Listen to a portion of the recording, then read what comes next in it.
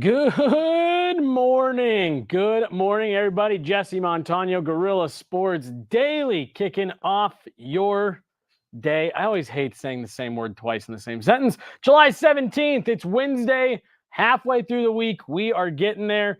And today is is it a unique day? Today's an interesting day. Today is widely considered, here in the U.S. and North America, the day without sports. Yes, the major four North American sports, MLB, NHL, NBA, NFL, baseball, hockey, basketball, football. None are playing today. 0 games on the slate. NHL, NBA, NFL, all in their off season, though the Broncos rookies did report for training camp today, including rookie quarterback Bo Nix.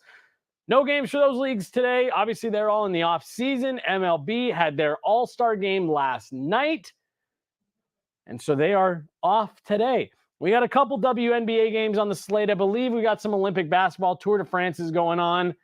But outside of those things, nothing going on here in the U.S. Like I said, no basketball, no baseball, no hockey, no football, at least for the major four North American sports. And the WNBA heads on their break tomorrow. I believe they've got All-Star, then Olympic. I'm not sure if they've got games there in between. I'd need to check. But we still got plenty to talk about here on Guerilla Sports Daily as we're heading on over just to check it out. Make sure that you guys all know that we're here and get this tweeted out to the masses. It's been a beautiful weather week here in Denver this week. As you can see right behind me, the beautiful city of Denver. Sun is out. Sun's shining again today. And it's been nice. We had a few days that were way too hot, even for me. But it's settled in nicely these last couple of days. It's been a great couple of days here in the Mile High City. Let's get into it. Let's talk a little bit about what we've got going on this week. We are less than a week out, or less than 10 days, excuse me, less than 10 days out from the opening ceremonies for the 2024 games in Paris. I am really looking forward to this. This is the first time in, I believe, 3 Olympic cycles that the games haven't been in Asia, which here in North America, that was just a really tough time difference to be able to watch, a lot of the marquee events. Not only were they not in prime time here or anywhere close, but a lot of the time we were actually watching them on tape delay for the first time. They were airing them in prime time. So even though we were watching events, we kind of already knew the result. So I'm really excited. I want to run through what the different events are for this year, because there were some changes, a couple small tweaks. Now, there's about 40, so I apologize, and I'm about to just kind of drone on a little bit of a list here. But I realized as we were gearing up for today's Guerilla Sports Daily that I wasn't sure where we were at as far as Olympic events, because if you remember, we've got flag football coming soon. We've got a few different sports that are being implemented, a few of them for this year, which meant that a few had to come out, and I wasn't quite sure what exactly the slate looked like. So I went through, pulled all the sports off the Olympic website, all the different events that will be being competed in for the 2024 Summer Olympic Games in Paris. And I'm really excited. Have you seen the beach volleyball courts where they set them up, Jay? Jay used to work doing media and social media for a Pro Beach Volleyball Tour, and they set up the beach volleyball courts at the base of the Eiffel Tower. The photos look stunning, super jealous. I actually saw a video yesterday going around of someone up on the observation deck of the Eiffel Tower looking down on the beach volleyball courts. It's awesome. So for the Olympics this year, we've got archery, artistic gymnastics, and artistic swimming, track and field, badminton, basketball, both standard basketball and 3-on-3, beach volleyball, boxing, break dancing, canoeing, both slalom and sprint. We have road, track, mountain bike, and BMX all falling into the cycling category. Diving, equestrian, fencing, field hockey, soccer, golf, handball, judo, modern pentathlon. I don't know what that is, to be completely honest. I'll need to look it up. Rhythmic gymnastics, rowing, rugby sevens, sailing, shooting, skateboarding, swimming, table tennis, taekwondo, regular tennis, trampoline gymnastics, triathlon, indoor volleyball, water polo, weightlifting, and wrestling. Of those sports, baseball, softball, karate were all removed. Baseball and softball were the ones that surprised me. And after I read it, I remembered seeing that baseball and softball were going to be a couple of the casualties as they add new sports. And adding sport climbing, skateboarding, and surfing are all making their Olympic debuts. So sport climbing, skateboarding, surfing are in. Baseball, softball, and karate are out. Softball was the one that really surprised me. Baseball, I get it. Look, like I was having the conversation with our guy D-Mac last week from Altitude Sports Radio about, look, like the Olympics are just a different beast. It's a different thing to be able to represent your country. But he was making the argument that when you're talking about pro athletes, so, competitors playing in basketball, we were talking about hockey as well.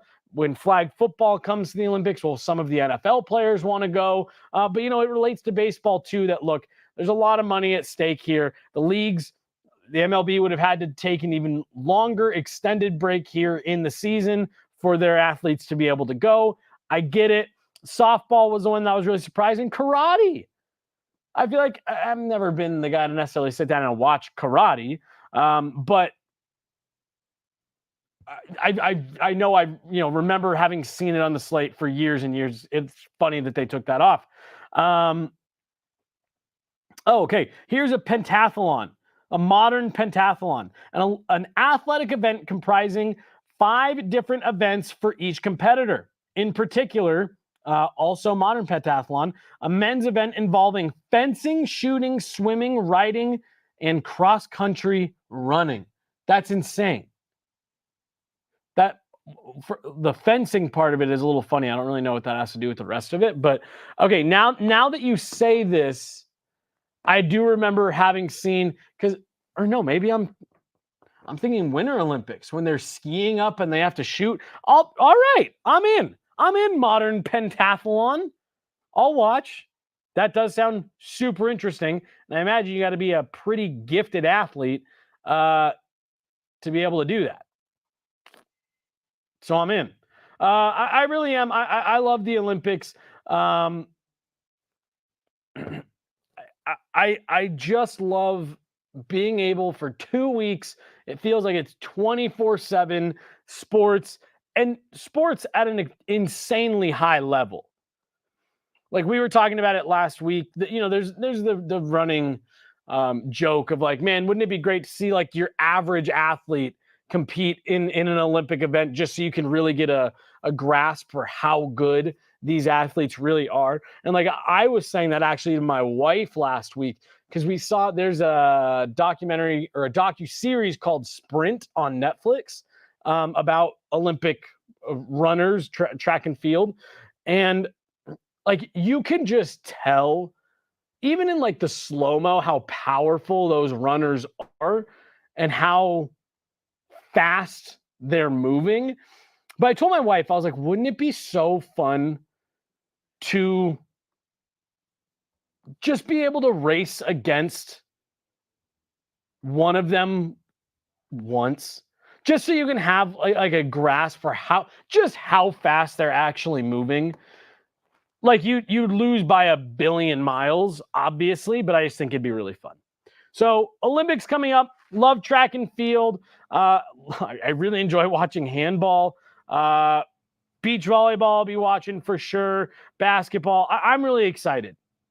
Catch me watching all this stuff for 2 weeks. Guerrilla Sports Daily is probably going to become a little bit of like an Olympic dumping ground, or it's just going to be my home to talk about all things Olympics. So really looking forward to it. I believe the opening ceremony is 25th or 26th. We're less than 10 days out either way. I'd have to double check the schedule. I know with the time zones and all that stuff, it's a little bit different. But really looking forward to the Olympics kicking off here in about a week and a half. Either way, should be a fun one. All right, let's change gears here, bring it back more domestic. Ingrid. Our girl Ingrid. Highlands Ranch, Colorado native. Many online said maybe the worst rendition of the national anthem at a pro sporting event ever. If you haven't seen it, go check out the video. Ingrid Andress, rising, emerging country star, has been nominated for 4 Grammys in the past, was selected to sing the national anthem before the MLB's marquee event of the season, the Home Run Derby. Fans of hers were very excited, saying this is going to be a big opportunity for her on a large stage to show what she's got. Like I said, she's been nominated for a Grammy 4 times before, hasn't won, but has been up again as one of country music's emerging young artists. She had a new single coming out next week that she was promoting all week long on the lead up to her MLB Home Run Derby debut, I guess, national anthem debut. She teased it online. She announced she's got a couple tour dates coming up in Nashville and Colorado. And then if you watched the anthem, you would know that it did not go Ingrid's way. A lot of people were surprised by how the national anthem went, knowing that Ingrid Andress is this young emerging country music star. Many people were surprised, saying, I've listened to her a bunch of times. She's very talented. She's got a beautiful voice. Don't know what happened. If you go back and listen to it, it sounds like someone who isn't a professionally trained singer, which, according to a lot of folks, Ingrid absolutely is. People were wondering what the hell happened to Ingrid Andress when the bright lights came on at the MLB's Home Run Derby. Well, about 24 hours after the event, Ingrid Andress let everyone know exactly what happened by putting out this statement on her different social media platforms saying, quote, I'm not going to bullshit y'all. I was drunk last night. I'm checking myself into a facility today to get the help that I need. That was not me last night. I apologize to the MLB, all the fans, and this country I love so much for that rendition. I'll let y'all know how rehab is. I hear it's super fun. XO Ingrid. Her comment coming into chat here. Her checking into rehab better be for real and not a PR stunt to shut up haters. That was the first thought that went through my head. Now, look. If this is the case, and Ingrid Andress had it come to a head at this point, where on the night of her big break, she had too many drinks, whatever. If it's to the point where it's a problem for her, I really hope she gets the help that she needs. That's a really tough break in your career to have it go that way. At a moment that, again, if you search through her socials or her website and things like that, like this could have been a really big week for her in a really positive way. Like I said, she's got a new single coming out. She announced tour dates, things like that. She's just shy of 500,000 followers on, at least on Instagram. Like, you can tell that this was something that her and her PR team had really put a lot of focus on it and built up to, to help promote everything that she's got going in her career. And instead, it's taken a really bad turn. And now she's having to go check herself in and get help and try to get her drinking under control. You hope that she can. It's a bummer. It really is. It's heartbreaking to see a young artist like this have it go that way, have her kind of become viral for the wrong reasons. I grew up in Highlands Ranch. My parents still live in Highlands Ranch. I was psyched to see that there was someone from Highlands Ranch. Isn't like a big town. I was psyched to see someone from there on this national stage. And did it just not go the way that Ingrid wanted it to, or probably anyone. So Ingrid Andress getting herself some help, but we've talked about it a couple times this week saying, what was that? What was going on? Well, now we know what was going on. Ingrid Andress, a few too many to drink, checking herself into a facility to get the help that she needs. All the best to Ingrid. Hope that we can see her bounce back and continue to grow in her career. Someone did make the comment on Twitter, like, hey, MLB, like, there's your home run derby anthem singer for next year. The Ultimate Redemption Tour starts immediately. Hope Ingrid Andress gets the help that she needs in the facility that she's heading to, and can be back on the national stage. I'm with the comment that came through the chat. You hope it's not a PR stunt, and you hope that she's getting the help that she needs. But change gears here. I think we beat up enough on Ingrid Andress for this week. Hope she's bouncing back. Couple big hires this summer in both the NHL and the NBA. The NHL earlier this summer, the Seattle Kraken announced that Jessica Campbell would become the first female to ever be behind the bench in the NHL. And yesterday, the LA Lakers and JJ Redick hire Lindsey Harding for the first female on the bench in the NBA, both in assistant coach roles or associate coach roles, depending on who you see writing about it. Both women put into assistant coach roles with the Lakers and the Kraken. They will be the first females to be behind the bench of an NHL and an NBA team in each league's history. Exciting moments when both these hires were announced. The Kraken promote Jessica Campbell from the Firebirds, and I'm blanking on where they are from. I'll pull it up right now, I guess. The Firebirds make the hire promoting Jessica Campbell, from the, I'm going to find it, Coachella Valley. I think I get a little bit of a pass for not remembering Coachella Valley. The Coachella Valley Firebirds, where she served as an assistant coach last year under head coach Dan Bylsma. And about halfway through the year, the buzz started circulating. Jessica Campbell is for real. Put her name on your NHL hire bingo card coming soon. And as soon as the Seattle Kraken had an opening on that bench, they were not about to lose her. They made the promotion immediately, getting Jessica Campbell up to the NHL Seattle Kraken. And again, this is a name that is already being earmarked in a lot of NHL circles, a lot of folks that I've talked to, as likely the first female head coach in the NHL at some point very, very soon. And again, I haven't had the pleasure of meeting Jessica Campbell myself, but everything I've heard is that she's just fantastic, thinks the game at an extremely high level, and like I said, has clearly left an imprint on the Seattle Kraken organization, because they knew if they didn't get her promoted up to the NHL, that it wasn't going to be long before another team did. And so that was what they did, making her the first, Jessica Campbell, the first female to be hired as an assistant coach by one of the major four North American pro leagues. And then just yesterday, 40-year-old Lindsey Harding, last year's G League Coach of the Year for the Sacramento G League team, hired both by JJ Redick, the new head coach of the LA Lakers, to become the first female assistant coach in the NBA's league history. Like I said, she was the G League's Coach of the Year last year, former first overall pick in the WNBA.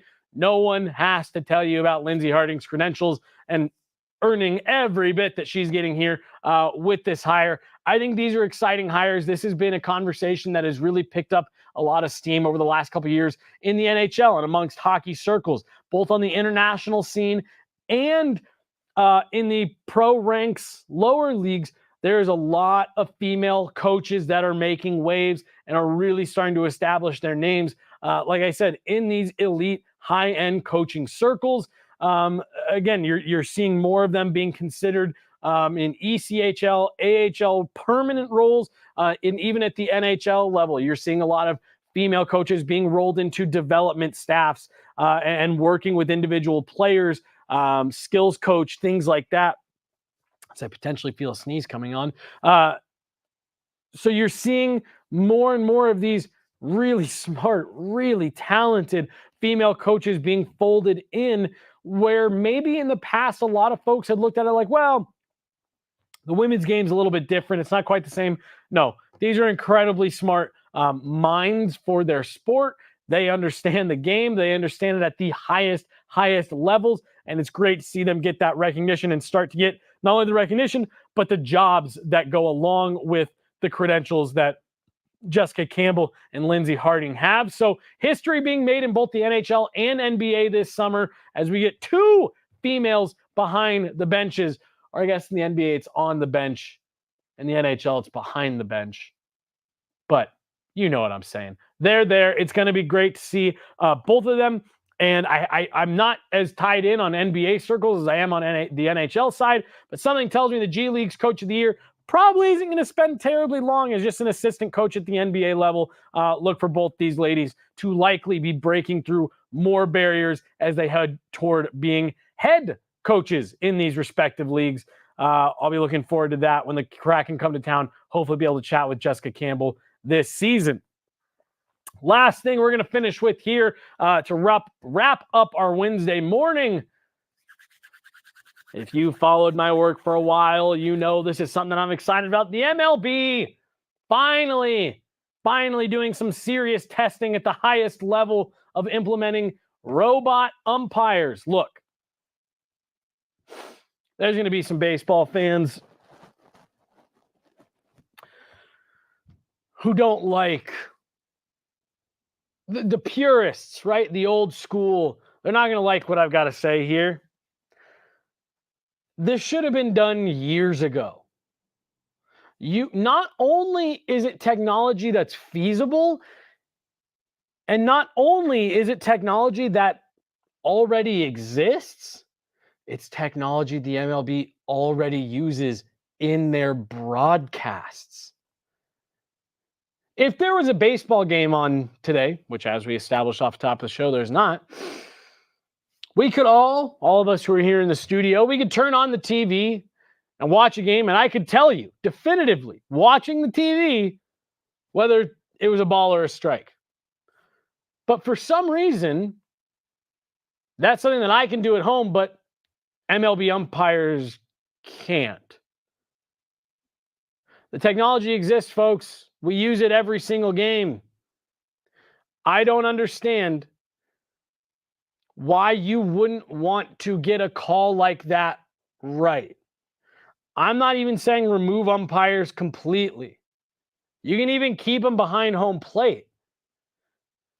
But I guarantee you that you could have some device that's in their ear that gives a little beep if it's a strike and nothing if it's a ball. And they're basically just kind of there to help make sure that the game goes accordingly. If there's any disagreements that break out, or if a coach comes out and gets unruly, again, you can even keep them for, safe or out, sliding into bases, things like that. Keep them. There's plenty of rules that you need to keep them, on the field for. Counting strikes and balls are not one of them. The technology has already shifted. We already know that we don't need an umpire for that. And look, there's going to be people that come at me and say, well, the strike zone is different for every batter. And it's different depending on the pitcher. No, it's not. No, it's not. That's like saying the goal line in hockey is different if you're a lefty versus a righty. That's like saying in football, the field goal uprights are slightly different, wider, slanted a different way if you kick lefty or righty. It's not. And if there is a different strike zone for every player, let's address that first then. Because that shouldn't be a thing. The strike zone is what it is. It's a box on the TV. Everyone sees it. It's even split. It's a grid. It's split into 9 different sections. It's not arbitrary. It's right there on the screen. We can all see it. And they show you. Was it inside the strike zone or was it outside the strike zone? The MLB needs to be implementing this. Now, they're testing it, but right now what is being proposed isn't using it full time, but instead teams being able to challenge a call and then going to the robot umpire to get the call right. Great. Just when we sped up baseball to the point where it's fun to watch and it moves quick, let's throw in a useless, senseless review to slow the game down and get the umpires to get on the phone and get the screens out when we already know there's no reason for them to review it. We know it's black or white. It's yes or no. Was it a strike or was it a ball? We already know. Why are we doing this? We're like, you have to. So if you're a coach and you don't even need specialized equipment, you can just turn on Fox Sports 1 and watch your own game. You don't even need a video coach. You can just watch the broadcast and say, oh, okay, he called that a strike, but it was a ball. So now I've got to stop everything about the game, have a conversation with the umpire. Then the umpire has to go take his helmet, take his mask off, go pick up the phone, get a monitor just to look at it and say, oh, yep, it was 100% a ball. And we know that. But for some reason, I had to stop the game for 2 minutes, come over here and check because I'm not good at my job. Who does that make sense to? Nobody. It shouldn't make sense to anybody except for the baseball purists that don't want anything to change. They just want to put the game in a museum and be done with it. Those are the only ones that don't want to get the call correct. It makes no sense to me that we're having to talk about, should they do it? Should they test it? I don't know. Yes, implement it yesterday and ditch the idea of doing it on a challenge. The goal is to speed up baseball and not try to slow it back down. This would be the best thing for the game since they added the pitch clock. I know that was only like 2 years ago, but 2 great changes could be made for baseball if you add robot umpires after doing the pitch clock a couple years ago. Getting myself all riled up here, Jay. That's it. That's it for today. Liv will be, actually, no. I will be back hosting tomorrow, and we've got some construction going on here at the studio, so my backdrop may look a little bit different tomorrow, but that's all right. It's going to be the same great content coming at you right here. We have been going live on Instagram as well as a way to just get the word out a little bit more that we're talking about this stuff. So make sure you guys are following on Instagram. Make sure you guys are liking the videos, subscribing to the YouTube channel. All that stuff really helps us, especially as we gear up for Broncos kicking off their full schedule starting next week. We're going to have all kinds of great content coming to you guys right here at Guerilla Sports on YouTube, on Instagram, on Twitter, on X, on Facebook, and LinkedIn, all of it. It's going to be everywhere. We got Jay back there running the board. We got Chloe hanging out in here with me today, just hanging out, watching, monitoring Instagram. I'm Jesse Montano. Thanks so much, guys. We will talk to you tomorrow.